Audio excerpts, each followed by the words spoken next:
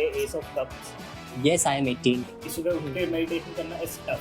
कहते नहीं है उसको लो जोन वाला बंदा. पहले बता रहा हूँ उसको कुछ भी पेन क्लैरिटी नहीं। The most awaited part of this video. लोग एक टाइम के बाद आके सुनना बंद कर देंगे. Very creative podcast and very creative channel, वो मैं एग्री करता हूँ। और आप अगर पूछेंगे तो मैं जब आप सामने वाले की रीडिंग करता हूँ तो मेरे माइंड में कोई भी रिलेशन नहीं होता, कोई भी बॉन्ड नहीं होता, कोई भी कनेक्शन नहीं होता।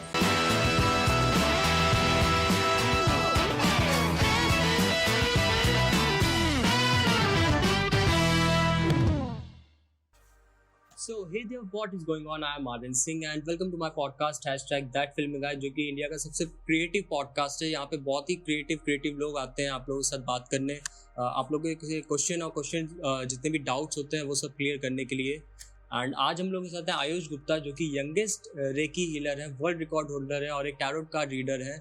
और हम लोगों ने एक ऑडियो पॉडकास्ट भी किया हुआ है, बट आई गेस शायद काफ़ी लोग ऐसे होंगे जिन्होंने नहीं सुना होगा वो। तो आज वीडियो पॉडकास्ट लेके आए हैं। टैरो कार्ड कैसे दिखते हैं, रेकी हीलिंग कैसे होती है, हर चीज़ के बारे में बात होगी। तो शुरू करते हैं। Welcome to our show bro.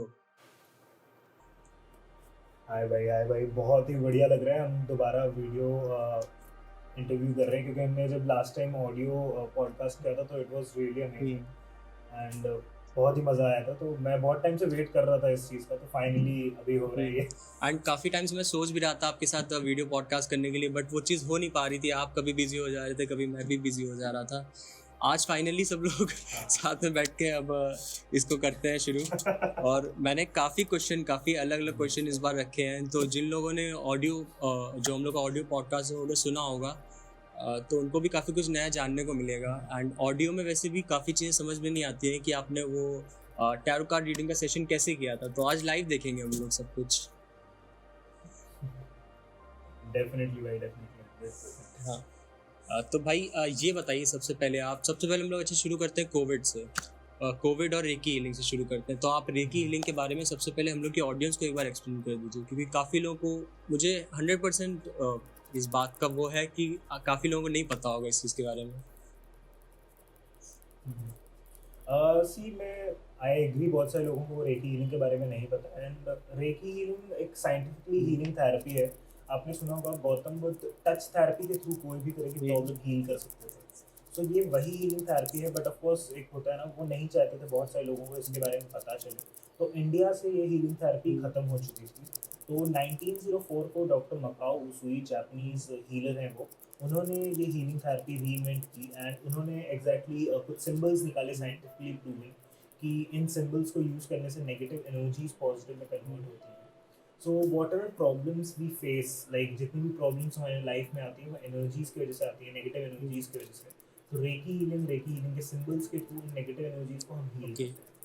So this is how Reiki works. मतलब इसको मैं बहुत ही मैनिपुलेटिव लैंग्वेज में नहीं बोलना चाह रहा था, इसलिए मैंने बहुत ही सिंपल बेसिक लैंग्वेज में बोला कि ताकि सबको समझ में आए।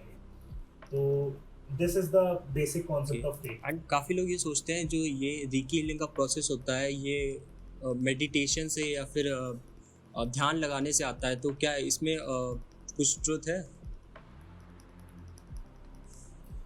रेकी हीलिंग मेडिटेशन नहीं है, बट जो जिसकी हम हीलिंग कर रहे हैं उसके लिए एक मेडिटेशन टाइप सेशन ही होता है, क्योंकि उन्हें कुछ भी नहीं करना होता, उन्हें सिर्फ एक साउंड सुनना होता है फॉर दैट 25 मिनट्स या 30 मिनट्स, जितने भी मिनट्स का वो सेशन होता है। एंड जो प्रोसेस होता है वो हम एज हीलर्स करते हैं, सिंबल्स ड्रॉ करते हैं, सिंबल्स बनाते हैं, हम नेगेटिव एनर्जीज हील करते हैं, चक्रास बैलेंस करते हैं, क्योंकि हमारे बॉडी में 7 चक्रास होते हैं, crown chakra, third chakra, throat chakra, heart chakra. तो अलग अलग चक्रास के अपने फंक्शंस होते हैं।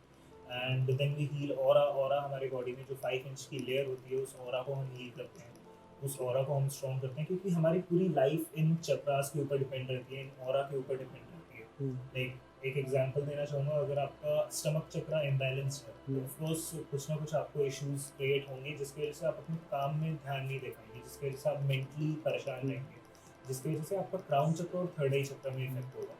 एंड वंस आपके क्राउन चक्र और थर्ड आई चक्र में इफेक्ट होता है तो आपके फिर काम में भी इफेक्ट होना शुरू हो जाता है। तो हर एक चक्रा एक दूसरे से इंटरकनेक्टेड है, तो इन सारे चक्रास का बैलेंस्ड होना काफ़ी जरूरी है। तो रेकी हीलिंग के थ्रू हम चक्रास को बैलेंस करते हैं, थोड़ा स्ट्रॉन्ग करते हैं। सो सारी चीज़ें मतलब इसका एक डिफरेंट प्रोसेस होता है, बट जो हीलिंग करवाने आता है उसके लिए एक मेडिटेशन टाइप सेशन ही होता है, उनको मतलब और कुछ करना नहीं होता। अच्छा, जैसे जो लोग आपके पास आते हैं तो उनका तो आप वन ऑन वन सेशन करते होंगे, बट जो लोग बाहर रहते हैं, लाइक मैंने आपकी स्टोरीज में भी काफ़ी देखा था अभी बीच में, आप कोविड पेशेंट्स के साथ उनको ठीक कर रहे थे, उनको हील कर रहे थे। तो उस प्रोसेस के बारे में आप कुछ बताइए कि जो आपसे 1000 किलोमीटर्स दूर है या फिर आपके कांटेक्ट में नहीं है, तो उनका आप हीलिंग कैसे करते हो? सी रेकी हीलिंग में द बेस्ट पार्ट इज़ ये साइंटिफिक है, तो मैं जो भी चीज़ें बोल रहा हूँ ये मतलब पूरी प्रूवन है ये सारी चीज़ें।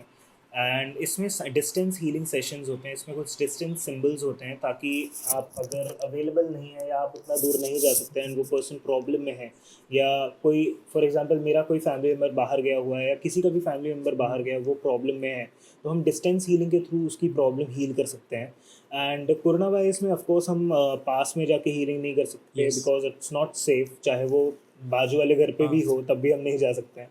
तो डिस्टेंस हीलिंग के थ्रू हम कोरोना वायरस में हीलिंग कर रहे हैं। इसके बेसिकली हम डायरेक्टली कोरोना वायरस में नहीं हील करते हैं, हम उनके सिम्टम्स में वर्क करते हैं, चाहे वो ब्रीदिंग इश्यूज़ हों या स्मेल एंड टेस्ट लॉस हो या जितने भी सिम्टम्स होते हैं, तो हम सिम्टम्स हील करते हैं। एक बार वो सिम्टम्स ठीक हो जाते हैं, ब्रीदिंग इश्यूज़ ठीक हो जाते हैं, तो ऑटोमेटिकली कोरोना वायरस हील होना शुरू हो जाता है। तो this is how reiki healing works in corona patient. तो like touchwood I am like 100% sure on reiki and अभी तक 100+ कोरोना पेशेंट्स हील हो गए हैं। And hoping for the best कि आगे भी जितने भी केसेस हैं वो केसेस भी जल्द से जल्द ठीक हो जाएं। Yes bro, and definitely you are doing a really great job. And मुझे टैरो कार्ड का तो पता था, बट रेकी हीलिंग का मैंने एक्सपीरियंस नहीं किया था जो प्रोसेस होता है। But through this podcast I would like to share that बीच में मेरी भी तबीयत काफ़ी ख़राब हुई थी, एंड आयुष गुप्ता को मैंने कांटेक्ट किया था, like for he just asked for my photo and date of birth, and उसमें काफ़ी मतलब मुझे एनर्जीज पॉजिटिव वाइब्स फील हो रही थी, एंड उससे काफ़ी इफेक्ट पड़ा था। And within 2 to 3 days I guess it was back to normal, and हम लोग यहाँ पे आज पॉडकास्ट कर रहे हैं आराम से बैठ के। तो वो चीज़ हुई थी। नहीं, डेफिनेटली भाई। सी बेसिकली क्या होता है हमारे साथ, जो भी प्रॉब्लम्स होती हैं as I told negative energies की वजह से होती हैं, तो just name photo and date of birth से हम एनर्जीज रीड करते हैं पहले। एंड जितने भी चक्रास हम रीड करते हैं कि कौन सा चक्रा इम्बैलेंस्ड है, कौन से चक्रा में हमें ज़्यादा एनर्जी सेंड करना है, तो उस हिसाब से we use your photo, name and date of birth and then उन चक्रास को हील करना शुरू करते हैं। तो भाई मतलब I am just a medium, मैं सिर्फ एक चैनल हूँ। ये जो भी लाइक होता है पॉजिटिव एनर्जीज आते हैं, it's all about energies. So all thanks to energies. जो भी 100+ लोग ठीक हुए हैं कोरोना से, तो all credit goes to energies only. मैं सिर्फ एक मीडियम हूँ, just a way. 100+ COVID patients. या एंड ये मैं ये ऐसे ही नहीं बोल रहा हूँ बिकॉज कि हम लोग आपस में एक दूसरे को जानते हैं, बट मैंने काफ़ी सारे स्क्रीनशॉट्स भी देखे हैं, काफ़ी लोग मैसेज कर रहे हैं डायरेक्टली आयुष भाई को कि हाँ मुझे इफेक्ट पड़ा है, मुझे पॉजिटिव वाइब्स फील हुई हैं। नहीं, even I have uploaded some proof videos because see of course ये एक ऐसी चीज़ है, ऐसी प्रॉब्लम है जो कोरोना वायरस है, जिस पे हम, इवन मैं भी अगर होता, तो जब तक मुझे प्रूफ्स नहीं दिखते कि रेकी हीलिंग सच में वर्क कर रहा है, तब तक मैं नहीं जाता रेकी हीलिंग करवाने। तो ऑफ कोर्स मैंने प्रूफ वीडियोस मंगवाए हैं, जो भी पेशेंट्स हील हुए हैं, तो उन प्रूफ वीडियोस को मैंने इंस्टाग्राम में अपलोड किया है। And even screenshots and all जो भी हैं प्रूफ के साथ है, बिकॉज जब तक जहाँ जिस चीज़ पे ट्रस्ट नहीं लोग कर पाते, इवन चाहे वो मेडिकल भी हो, अगर हमारी मेडिसिन में ट्रस्ट नहीं है तो मेडिसिन भी वर्क नहीं करती हैं। सो मेरा मेन मोटिव यही था कि जितना ज़्यादा लोगों को ट्रस्ट करवा पाऊँ, तो इसलिए मैंने प्रूफ वीडियोस भी डाल के रखी हैं। एंड लोगों को ये ना लगे कि मैं इसके थ्रू पैसे कमाने का कोशिश कर रहा हूँ, या क्योंकि लोगों को लगने लगता है कि सडनली ये कैसे reiki healing corona patient heal कर पाएगा। So I am not even charging from them. मैं पैसे बिल्कुल भी नहीं चार्ज कर रहा हूँ कोरोना पेशेंट से for their reiki healing. So just doing my best, जितने ज़्यादा लोगों को हील कर सकता हूँ, I am trying my best. So yes. सब लोग ठीक हो जाएं, ये प्रॉब्लम सारी ख़त्म हो जाए। तो जो लोग घर पे अभी इस टाइम बैठे हुए हैं, और भाई लॉकडाउन का टाइम चल रहा है महाराष्ट्र में, तो और भी ज़्यादा हालत ख़राब हो रखी है, तो ऐसे टाइम पे लोग पॉजिटिविटी कैसे को कंज्यूम कर सकते हैं? बिकॉज न्यूज़ चैनल खोलो या फिर सोशल मीडिया खोलो, हर जगह टॉक्सिसिटी तो भरी हुई है। तो उसके लिए आप क्या एडवाइस रहेगी? सबसे पहले तो भाई न्यूज़ चैनल्स हटवा दिया जाए टीवी से, अगर पॉजिटिव रहना है तो सबसे मेन काम है, मतलब पूरा घर पॉजिटिव रह सकता है इस चीज़ से। And like jokes apart, second thing of course, see lockdown है तो बहुत सारे लोगों पे, जब नॉर्मल डेज में मैं लोगों को बोलता था मेडिटेशन करिए तो लोग बोलते हैं टाइम नहीं मिलता है। सो this is the best time कि आप, क्योंकि देखिए मेरा ऐसा मानना है, हम जो भी चीज़ 21 डेज तक कंटिन्यू करते हैं वो चीज़ की हमें हैबिट हो जाती है। That is like it's proven, मतलब आप गूगल में सर्च करिएगा कि अगर हमें किसी चीज़ की हैबिट बनानी है तो उसके लिए क्या करना होता है। तो अगर हम जो भी काम 21 डेज तक लगातार कंटिन्यू सेम रूटीन में करते हैं तो वो हमारी हैबिट बन जाती है। सो अभी ऑफ कोर्स जिस हिसाब की सिचुएशन चल रही है, अभी लॉकडाउन चलने वाला है 1-2 महीने और, मोस्टली जून 15 तक, मुझे मेरे इंट्यूशन के हिसाब से मैं बोलना चाहूँगा। तो आप लोग मेडिटेशन करना शुरू करिए। एंड बहुत सारे लोग बोलते हैं मेडिटेशन करने के लिए सुबह उठना पड़ेगा, वो एक ऑफ कोर्स डिस्कम्फर्ट, मैं इवन आई एग्री कि सुबह उठ के मेडिटेशन करना इज़ टफ। तो मैं नहीं बोलूँगा आपको कि मेडिटेशन सुबह उठ के करें, क्योंकि मेडिटेशन मेन क्या होता है कि आप कंफर्ट जोन में रहने चाहिए। तो आप किसी भी टाइम में उठें, आप मेडिटेशन कर सकते हैं, जो कि आपको पूरे दिन एक्टिव रखेगा एंड आपको पूरे दिन आपके क्राउन चक्र और थर्ड आई चक्र को स्पेशली बैलेंस रखेगा। तो अगर आपका क्राउन चक्र और थर्ड आई चक्र, जो कि क्राउन चक्र ये और थर्ड आई चक्र थॉट प्रोसेस के लिए होता है, तो अगर वो चक्रास एक्टिव हैं तो आप पूरे दिन में नई नई चीज़ें सोच सकते हैं, नए आइडियाज़ ला सकते हैं एंड अपने आप को बिजी रखने की कोशिश रख सकते हैं। तो first thing is this. And second thing, अभी ऑफ कोर्स पॉजिटिव रहने के लिए आपको किसी चीज़ को ढूंढने की ज़रूरत नहीं है। सी पॉजिटिव रहने की और खुश रहने का सबसे आसान तरीका है कि कनेक्शन, कनेक्शन वो ह्यूमन टू ह्यूमन भी हो सकता है, ह्यूमन टू एनिमल्स भी हो सकता है। एंड बहुत सारे लोग, आपने देखा होगा कि कुछ ह्यूमंस प्लांट्स के साथ भी कनेक्शन बनाते हैं। तो पॉजिटिविटी इज समथिंग कि आप कहीं से भी मिल सकती है आपको पॉजिटिविटी।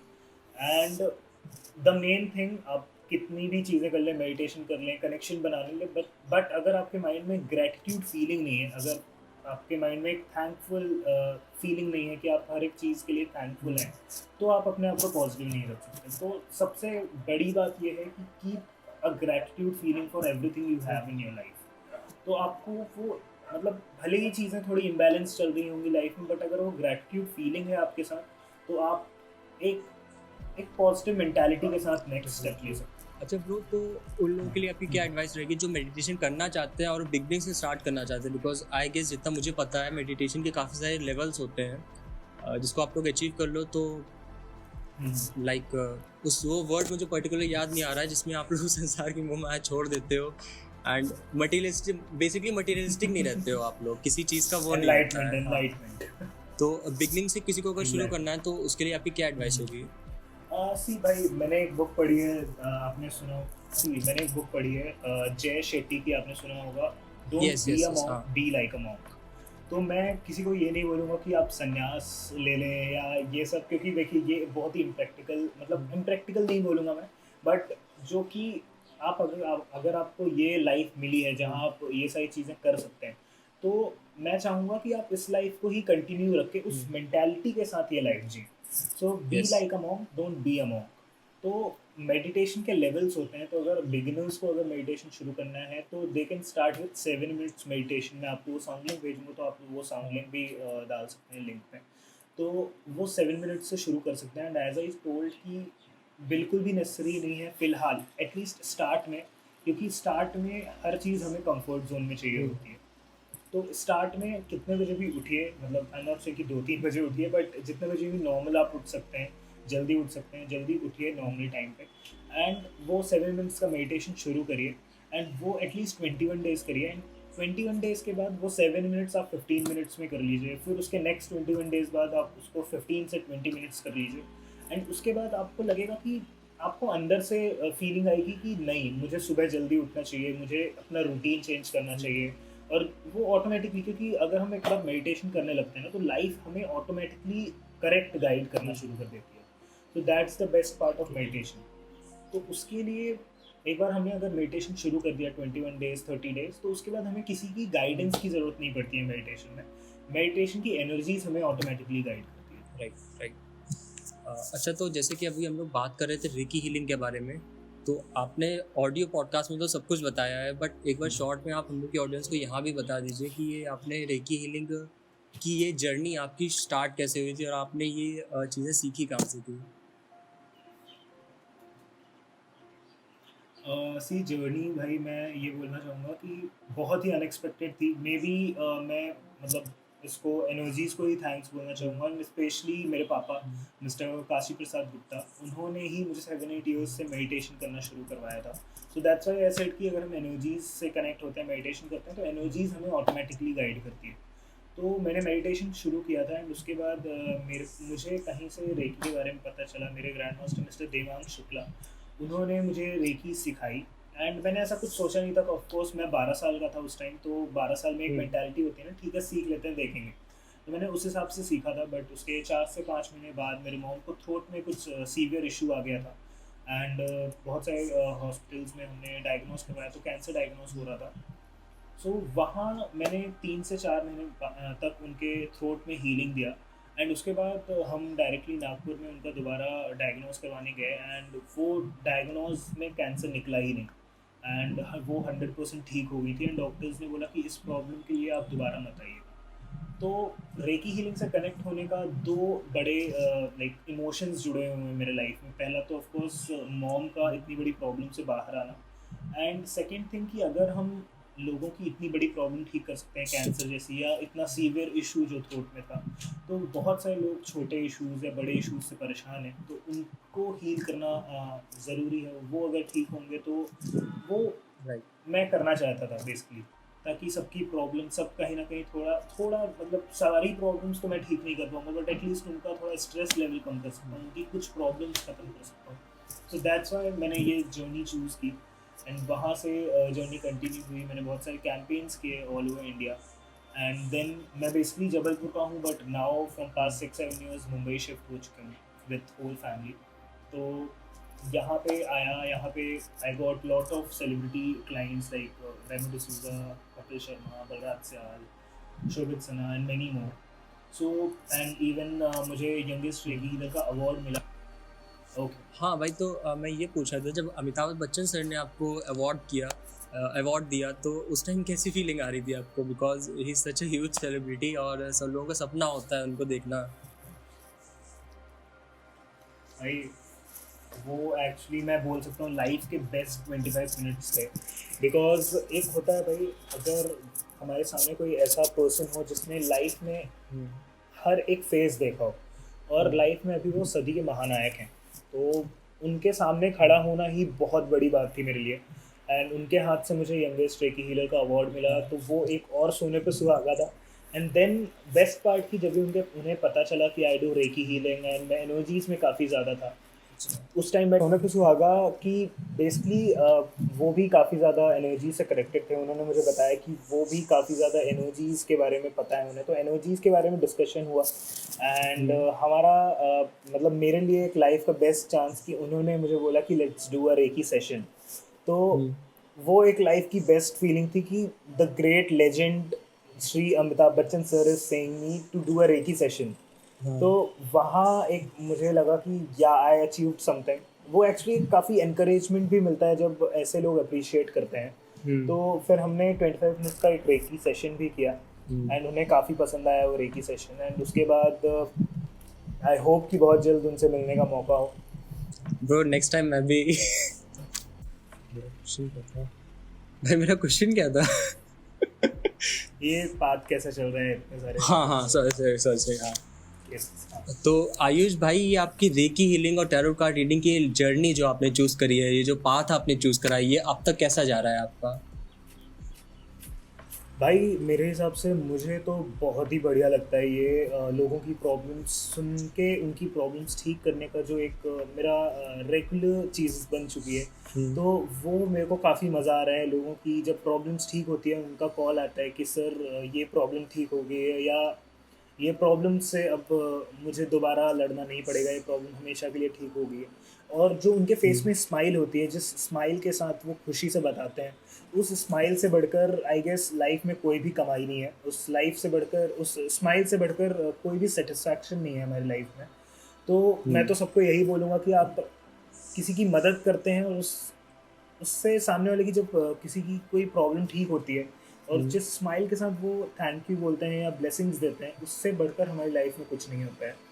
तो right. उस हिसाब से आई कैन से this journey is really going amazing. मैं अपने आप को और भी लाइक समर्पण बोलते हैं, समर्पण या 100% अपना देना चाहूँगा कि जितने ज़्यादा लोगों की प्रॉब्लम ठीक कर पाऊँ, I would love to do that and hope कि आगे भी जो भी प्रॉब्लम्स आए मैं अपना बेस्ट दे पाऊँ और उनकी प्रॉब्लम्स ठीक कर पाऊँ। Right, definitely.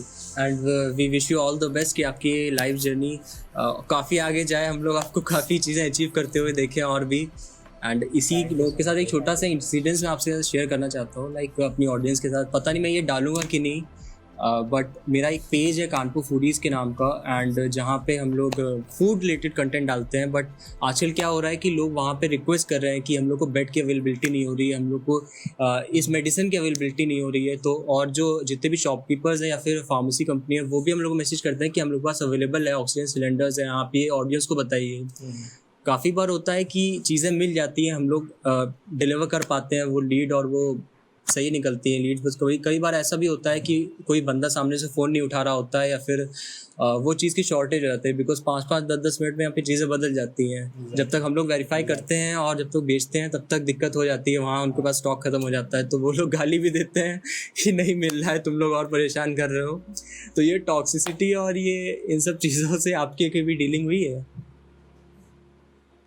भाई like I didn't wanted to say but पिछले 20 डेज से यही चीज़ चल रही है मेरे साथ। एंड मैं कहूँगा जितने भी इन्फ्लुएंसर्स मेरे फ्रेंड्स हैं, like Shobhit Sinha sir and many मोर, जितने भी हम लोग कनेक्टेड हैं, एंड हम सारे इन्फ्लुएंसर्स मिलके हमारे पास डीएम्स आ रहे हैं कि ये अवेलेबिलिटी चाहिए। एंड दिन में we are uploading more than 100-150 stories, like more than कि वो कल की स्टोरीज आज खत्म हो रही है, आज की स्टोरीज ऐसा हो रहा है। तो दिन में लाइक बहुत से ऐसे रिक्वेस्ट आते हैं, हम अपने तरफ से पूरी कोशिश कर रहे हैं, क्योंकि बहुत सारे लोगों को मिल भी जाता है, बहुत सारे लोगों को मिलने के बाद भी हम उनकी जान नहीं बचा पा रहे हैं, और बहुत सारे लोगों को मिल भी नहीं पा रहा है। तो ये सारी चीज़ें, तो अभी हम भाई ये सिचुएशन ही ऐसी चल रही है कि हम इससे डील हम ऐसे ही कर सकते हैं।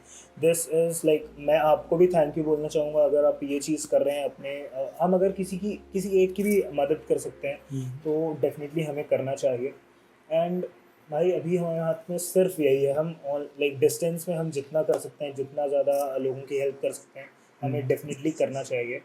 और आसपास या दूर आप अगर किसी एक की भी मदद करते हैं तो उस एक की जान बचा रहे हैं आप। तो बस उसी इंटेंशन के साथ आप उसकी मदद करें। एंड भाई लोग हर एक चीज़ में बोलते हैं, आप अच्छा काम करते हैं तब भी बहुत सारे लोग होते हैं जो आपको डीमोटिवेट करने की कोशिश करते हैं या आपको नेगेटिव करने की कोशिश करते हैं। So just don't focus on them. बहुत सारे लोगों की बहुत सारी मेंटालिटी होती है इंडिया में, चाहे वर्ल्ड में बहुत सारे लोग हैं, तो हर किसी को एक्सप्लेनेशन देने की ज़रूरत नहीं है। अगर आपका इंटेंशन सही है, आप अगर अच्छे मेंटालिटी के साथ वो काम कर रहे हैं तो जस्ट डू इट। किसी की भी मत, मैं तो कहूँगा तारीफ़ें भी मत सुनो आप सिर्फ करते रहो। राइट। तो अगर हम तारीफ़ नहीं सुन रहे हैं तो बुराई क्यों सुने यार भाई, कुछ गलत तो कर नहीं रहे। So just do it and leave it, that's it. ये मैसेज उन लोगों को काफ़ी बेनिफिट करेगा जो लोग इन्फ्लुएंसर्स हैं, जो लोग हेल्प करना चाहते हैं। चाहे तुम इन्फ्लुएंसर ना हो बट तुम लोग उन चीज़ों को शेयर कर सकते हो जो तुम्हारे पास रिसोर्सेज है, या फिर एटलीस्ट एक स्टोरी डाल सकते हो कि शायद से तुम्हारे कॉन्टैक्ट में भी। मैं देख रहा हूँ पिछले 5 से 10 दिनों से बहुत सारे लोग, मतलब नॉट इवन जितने लोग इन्फ्लुएंसर्स नहीं हैं या जो इंस्टाग्राम में हैं या फेसबुक में हैं, मेरे कांटेक्ट में तो मोस्टली लोग आगे बढ़कर हेल्प कर रहे हैं। एंड बहुत सारे लोग ऑल ओवर इंडिया एक दूसरे को सपोर्ट कर रहे हैं। सो आई विश कि because we are together in this fight भाई, and we will definitely win it, and सारी चीज़ें बहुत ही जल्द बेहतर होंगी। तो मैं तो थैंक यू बोलना चाहूँगा सभी को जो अपना एक स्टेप भी या अपना 1% भी दे रहे हैं इस चीज़ में। तो please do it and thank you once like from my side. Right. अच्छा, हम लोग के पास थोड़ी सी अभी टाइम की बाउंडेशन है, वरना हम लोग काफ़ी बातें करते हैं ऐसे। तो जल्दी से हम लोग इस टॉपिक को चेंज करते हैं एंड आ जाते हैं टैरो कार्ड रीडिंग पे। तो most awaited part of yes, this the most awaited part video of this interview. video. And वैसे भी लॉकडाउन चल रहा है हर जगह, तो क्या कर रहे हो कि पॉडकास्ट सुनो, आराम से कुछ चीज़ें जानने को मिलेंगी.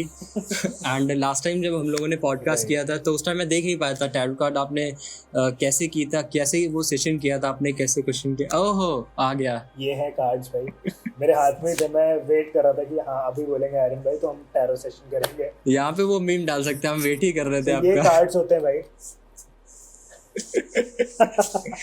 हाँ. तो बेसिकली ये कार्ड्स होते हैं, इसमें 78 कार्ड्स होते हैं. ऐसे ही मतलब मैंने इसके बारे में बताया भी था पॉडकास्ट में. तो इसके हर एक कार्ड शो मतलब कुछ ऐसे कार्ड्स दिखाता हूँ. जैसे कि ये कार्ड है किंग ऑफ पेंटिकल्स. सो इसके हर एक जो इसमें मीनिंग्स हैं, हर एक जो इसमें डायग्राम्स हैं, हर एक सिंबल के अपने अपने अलग अलग मीनिंग्स होते हैं. तो एक कार्ड के 15 से 20 अलग अलग मीनिंग्स होते हैं और आपके क्वेश्चन के ऊपर डिपेंड करता है. इन कार्ड्स को हम आपके name, date of birth and photo से, अगर हम डिस्टेंस सेशन कर रहे हैं और अगर हम वीडियो कॉल पे या सामने कर रहे हैं तो फोटो की ज़रूरत नहीं होती है. उससे हम इन कार्ड्स को एनर्जाइज करते हैं. आपकी past life, present energies, past energies, future energies इन कार्ड्स में लेते हैं. And then you pick a card. अगर हम सामने हैं, वीडियो कॉल पे हैं, तो आप कार्ड्स पिक करते हैं. एंड देन ये चीज़ें आपको फिर आपके क्वेश्चन का आंसर मिलता है. तो ये 78 कार्ड्स आपको याद है, मतलब किस कार्ड का क्या मीनिंग होता है सारे? भाई आपने एक बहुत ही अच्छी यादें दिलवा दी, क्योंकि वो आई गेस मुझे 3 महीने लगे थे सारे कार्ड्स याद करने में. अच्छा. एंड सारे कार्ड्स याद नहीं, बट मैं बेसिकली दिल से मुझे करना था ये कार्ड. क्योंकि देखिए मैंने रेकी हीलिंग सीखी थी एंड उसके बाद मैंने ये सोच लिया था कि मुझे कुछ इसी फील्ड में करना है. इन लोगों के लिए जितना भी मैं कर सकता हूँ मैं करने की कोशिश करूँगा. तो मैं बहुत सारी चीज़ें सर्च कर रहा था कि मैं क्या सीखूँ. तो मैंने टैरो कार्ड रीडिंग पिक किया. एंड मैंने ऐसे डायरेक्टली नहीं सीखा ये कार्ड रीडिंग, बिकॉज भाई अगर आप मुझसे टैरो कार्ड रीडिंग करवा रहे हैं तो आप कुछ होप्स के साथ आते हैं, आप कुछ माइंड में लेकर आते हैं कि हाँ ये आगे जाके हमें कुछ हेल्प करेगा. तो जब तक मैं उस चीज़ में श्योर नहीं हो सकता तब तक मैं दूसरों के लिए वो चीज़ नहीं करता हूँ. तो मैंने खुद पे टैरो कार्ड रीडिंग आजमाई, खुद पे टैरो कार्ड रीडिंग करवाई मेरे ग्रैंड मास्टर से. एंड विद इन 3 months मुझे उसके लिटरल रिजल्ट्स दिखे, जितने भी उन्होंने मुझे आंसर्स दिए थे. क्योंकि मैंने लॉन्ग टर्म क्वेश्चंस नहीं पूछे थे, क्योंकि मुझे जल्दी तो थी सीखने की. मैंने लॉन्ग टर्म क्वेश्चंस नहीं पूछे थे, शॉर्ट टर्म क्वेश्चंस पूछे थे. एंड वो चीज़ 101% एक्यूरेट हुई मेरे साथ मेरी लाइफ में. सो दैट्स वाई मैंने टैरो कार्ड रीडिंग चूज़ की. एंड टचवुड अभी तक मैंने 20,000 प्लस रीडिंग्स की है, इंक्लूडिंग मैनी सेलेब्स. तो अभी तक 100% एक्यूरेट आंसर्स आए हैं. होप कि फ्यूचर में भी एक्यूरेट आए. That's nice. अच्छा, इसी के साथ एक और क्वेश्चन है जो काफ़ी लोगों के माइंड में भी आता होगा कि जैसे आपके पास लोग आते हैं टैरो कार्ड सेशन करवाने के लिए, जब आपको अपनी लाइफ में कुछ आंसर्स चाहिए होते हैं तो आप क्या खुद ही से वो सेशन करते हो या फिर आप अपने किसी आपके मास्टर जो है जिन्होंने आपको सिखाया आप उनके पास जाते हैं?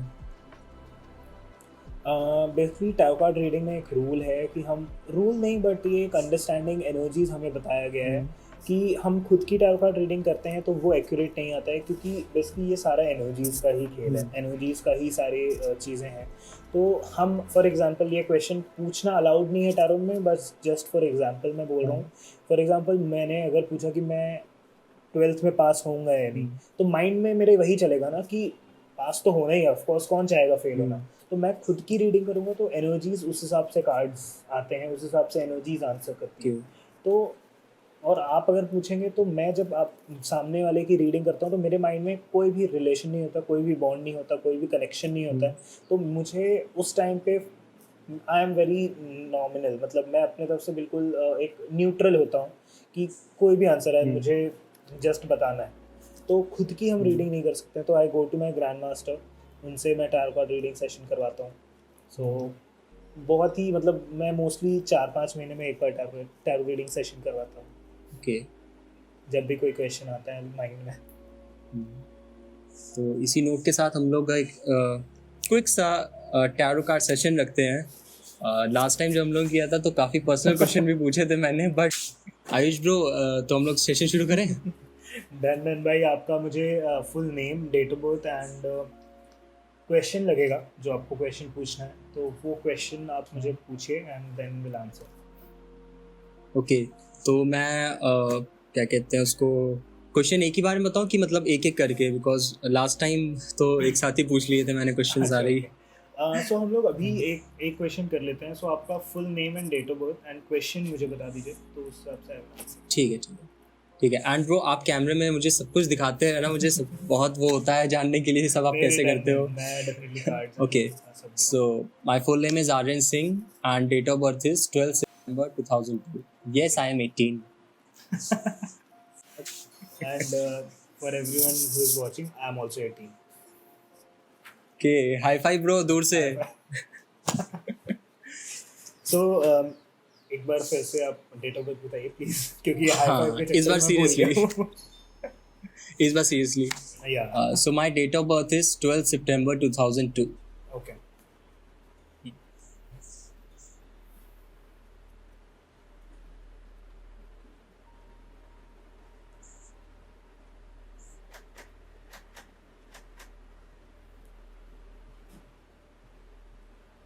भाई आपका फुल क्वेश्चन, मतलब जो आपका क्वेश्चन है.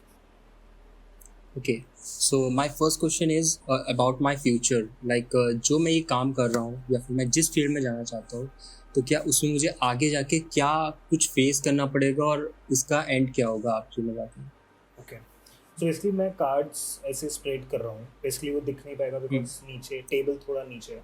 मैं कार्ड्स Yes. स्प्रेड कर रहा हूँ and then I will do this because as I told video call पे कर रहे हैं, तो मैं ऐसे करूँगा. तो यू हैव टू से मी stop.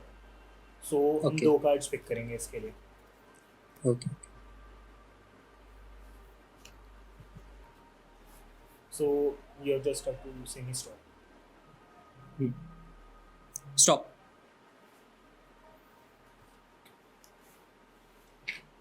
Okay. Once more. Just a second.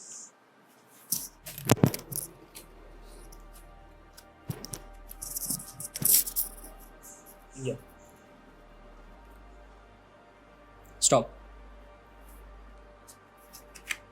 Okay. See, the card is Judgment and दूसरा कार्ड है Ace of Cups. So judgment card is basically showing कि देखिए जैसा आपने क्वेश्चन पूछा उस कार्ड के हिसाब से ही ये क्वेश्चन आया, उस क्वेश्चन के हिसाब से ये कार्ड आया है. And judgment is basically showing जितने भी आप अपने हार्ड वर्क्स, अपने एफर्ट्स लगा रहे हैं इस चीज़ में, जो भी आप कर रहे हैं पॉडकास्ट या आई नो बहुत सारी और भी चीज़ें आप कर रहे हैं, तो वो चीज़ों का आपको डेफिनेटली जजमेंट मिलेगा, उन चीज़ों का रिजल्ट मिलेगा. बिकॉज इन चीज़ों में आपके पास डेफिनेटली एनर्जीज़ का सपोर्ट है. बिकॉज इसमें as you can see energies का लोगो है, एंजल्स का लोगो है, and the audience there, the people there are happy. तो बेसिकली एनर्जीज़ जो आपको दे रही हैं उससे आपको खुशी मिल रही है, तो ऑफकोर्स रिजल्ट काफ़ी पॉजिटिव होगा, आउटकम काफ़ी अच्छा होगा. दूसरा है S of cups. Basically this card is showing कि जो भी आप चीज़ करेंगे उसका अचीवमेंट 101% है, उसके बाद डाउनफॉल कभी नहीं है. तो द बेस्ट पार्ट कि आपके करियर में डाउनफॉल नहीं है, देखना पड़ेगा आपको. एंड मोस्टली बाय कुछ समय के बाद, नियर फ्यूचर मीन्स मैं ये बोल सकता हूँ कल से लेकर 6 महीने के अंदर कभी भी आपके पास एक सडनली मे बी जो चीज़ आप बहुत टाइम से एक्सपेक्ट कर रहे थे वो एक्सपेक्टेशन पूरी होती हुई दिख रही है, जो कि काफ़ी टाइम से नहीं पूरी हो पा रही थी. तो एक्सपेक्टेशन आपको दिखेगा कि वो एक्सपेक्टेशन पूरी होती हुई दिख रही है. उसके लिए आपको एक पाथ मिल गया है कि इस पाथ में चलकर वो एक्सपेक्टेशन 100% क्लियर होंगी एंड वो एक्सपेक्टेशन 100% फुलफिल होंगी. तो that is a very good thing for career wise I can say. Okay. And actually being very honest, energies wise as per मैंने रीड किया है, so not by tarot reading but just an aura wise, तो you are actually doing very amazing. देखिए मैं पहले बता रहा हूँ इसमें कुछ भी पेड कोलैबोरेशन नहीं है तारीफ करने का, बट यार मतलब जो मैंने एनर्जीज फील किया है इट्स रियली अमेजिंग. एंड भाई कंटिन्यू करते रहो. एंड जिस हिसाब से आप हार्ड वर्क करते हैं, आप अलग अलग लोगों के अलग अलग फील्ड्स के लोगों को मिला के लोगों को इन्फॉर्मेशन प्रोवाइड कर रहे हैं विथ फन. सिर्फ ऐसा नहीं, कभी कभी पॉडकास्ट में होता है कि सिर्फ सीरियस टॉपिक चलता रहता है, तो वो इस पॉडकास्ट में सारे ही जॉनर्स मिलते हैं. इन्फॉर्मेटिव होता है, फन सेगमेंट होता है, एंड वो एक काफ़ी क्रिएटिव चीज़ लगता है इस पॉडकास्ट के बारे में, इस वीडियो आपके चैनल के बारे में. सो आई जस्ट बस भाई यही है ना कि अगर बिल्कुल सीरियस करते रहेंगे तो लोग एक टाइम के बाद आके सुनना बंद कर देंगे. तो हर चीज़ दिखानी पड़ती है. लाइक इसमें जैसे हंसी मजाक भी हो रहा है बीच बीच में, हम लोग सीरियस टॉपिक्स पे बात कर रहे हैं. बोली कि the very creative podcast and very creative channel, वो मैं एग्री करता हूँ. तो भाई जस्ट कीप इट कंटिन्यू करते रहिए, definitely you will be. Thank you bro. अच्छा, माय सेकंड लास्ट क्वेश्चन, मतलब मैंने सिर्फ 3 क्वेश्चन सोचे थे ताकि आपका भी टाइम ज़्यादा ना कंज्यूम हो, बिकॉज काफ़ी काम होगा आपको भी. My second question is about do you see any negative भूल गया मैं. लेट्स चेक इट कि Okay. सेकंड क्वेश्चन कब तक बोल पाएंगे आप.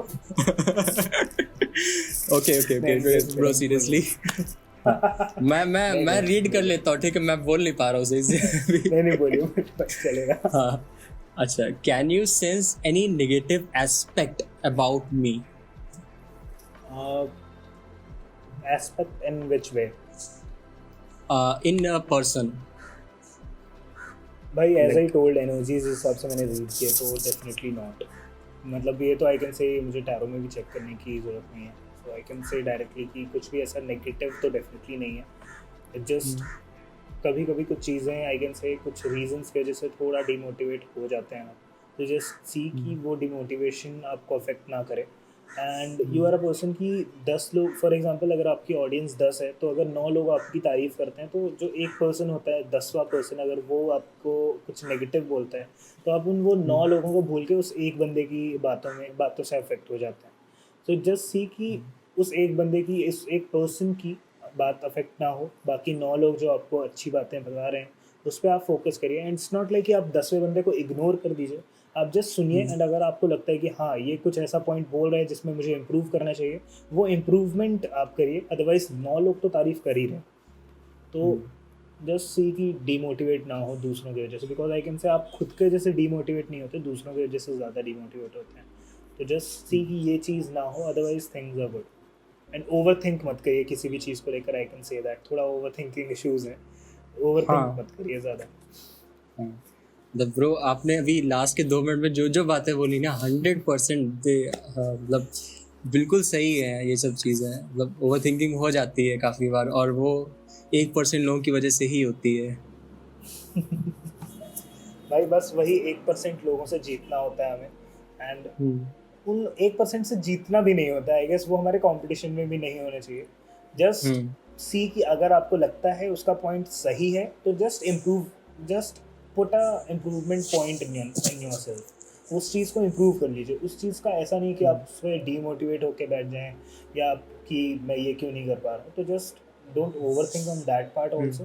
एंड थोड़ा बहुत नॉर्मल लाइफ है भाई, ह्यूमन लाइफ में थोड़े बहुत इश्यूज तो आते रहते हैं. तो जस्ट इग्नोर दोस नॉर्मल इश्यूज. मतलब होता है काफ़ी बार कि ओवर थिंकिंग के चक्कर में रात भर या फिर 2-3 घंटे ऐसी कुछ भी सोच रहे हो और लास्ट में उसका आउटकम भी कुछ नहीं निकलता है. एंड आई वाज लाइक कि सोच क्यों रहा था मैं. कुछ चीज़ें सही हो जाती है मगर वो उस फेज के लिए, उस टाइम के लिए कोई होता नहीं है बात करने के लिए.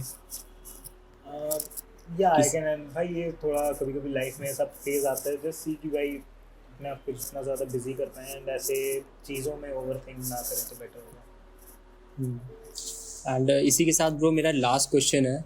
मतलब मुझे पूछना तो काफ़ी कुछ है बट ठीक है, इसको लास्ट क्वेश्चन के साथ इसको रखते हैं. बिहाइंड सीन हम वो क्वेश्चंस ले सकते हैं. आई नो कहीं ना कहीं थोड़ा पर्सनल लाइफ में भी मतलब आप चाहें तो ये कट कर सकते हैं, बट या मैं बोल रहा हूँ ये चीज़ तो थोड़ा नहीं, बहुत है डेफिनेटली. तो वो हम लोग ऑफ कैमरा भी कर लेंगे वो चीज़.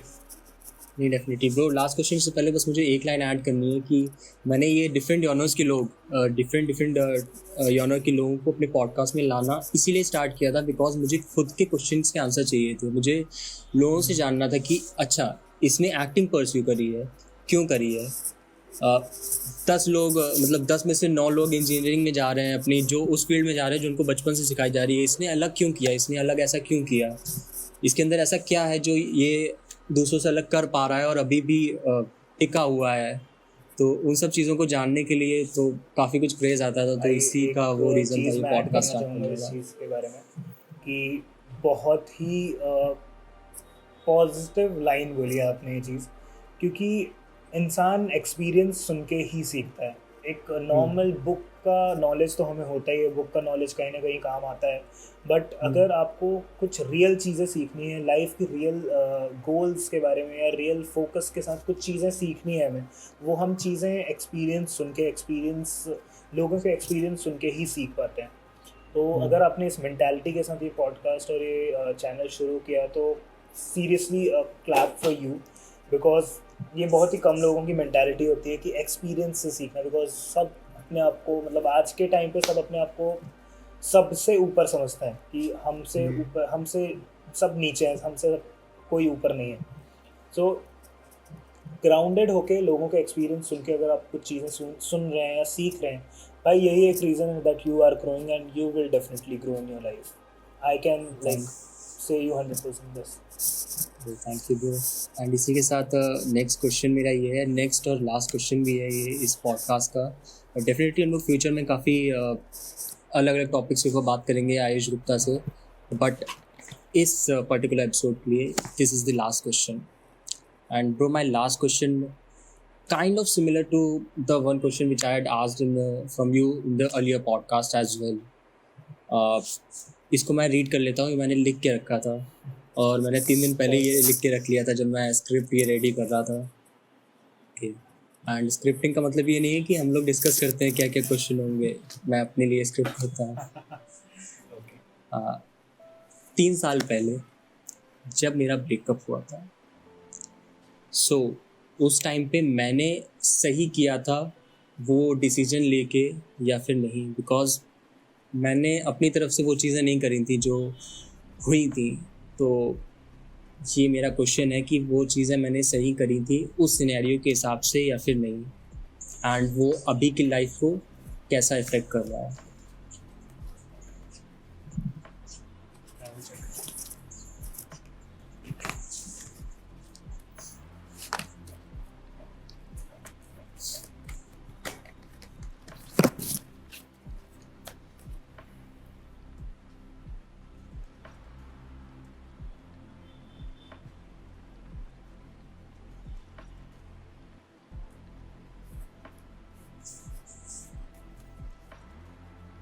तो भाई हम 2 कार्ड्स पिक करेंगे. सो Okay. आपको सिर्फ Stop. स्टॉप बोलना है. तो मैं एक बार कार्ड्स स्प्रेड करता हूँ, देन यू हैव टू से मी स्टॉप.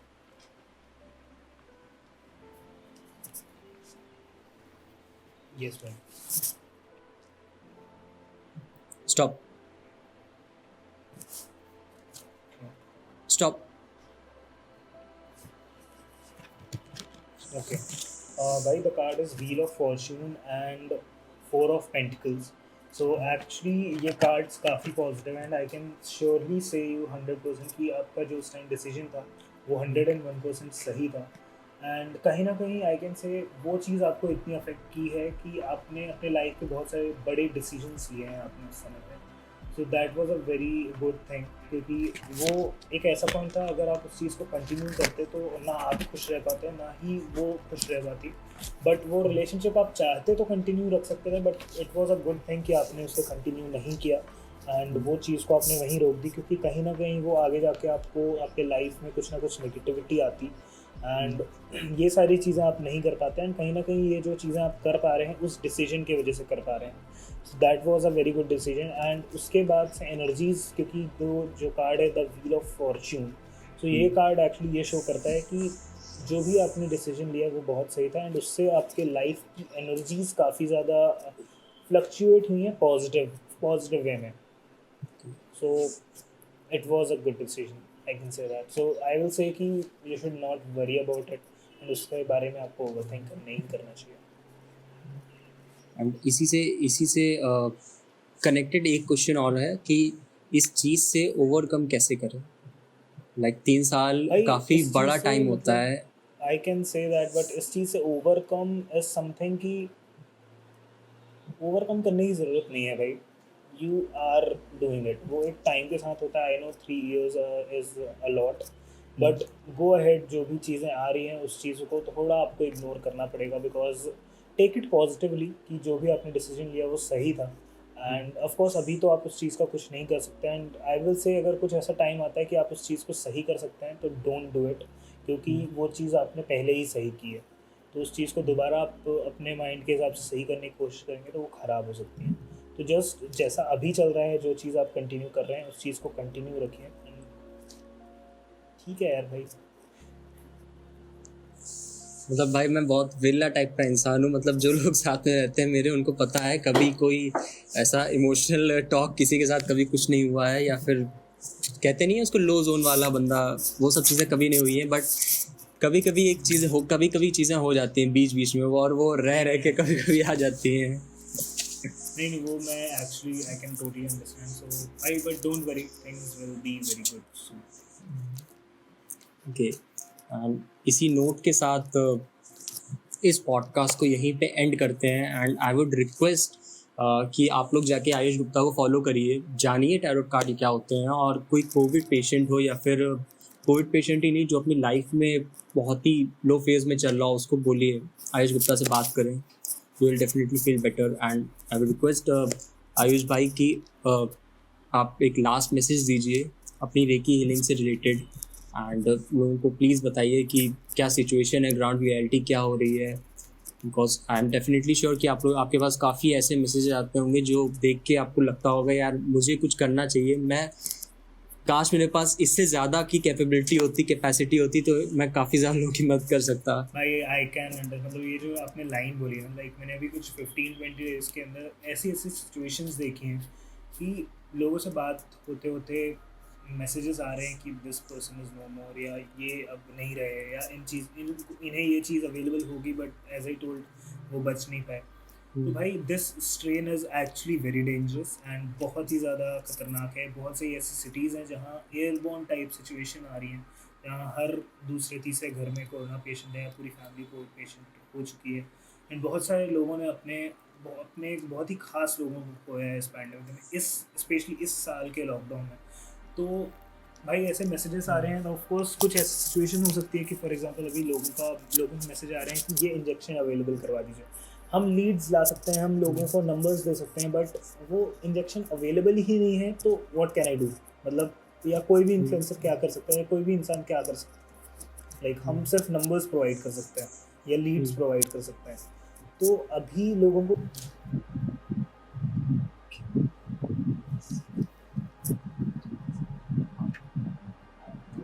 काफ़ी अच्छा मैसेज दिया आपने आयुष भाई।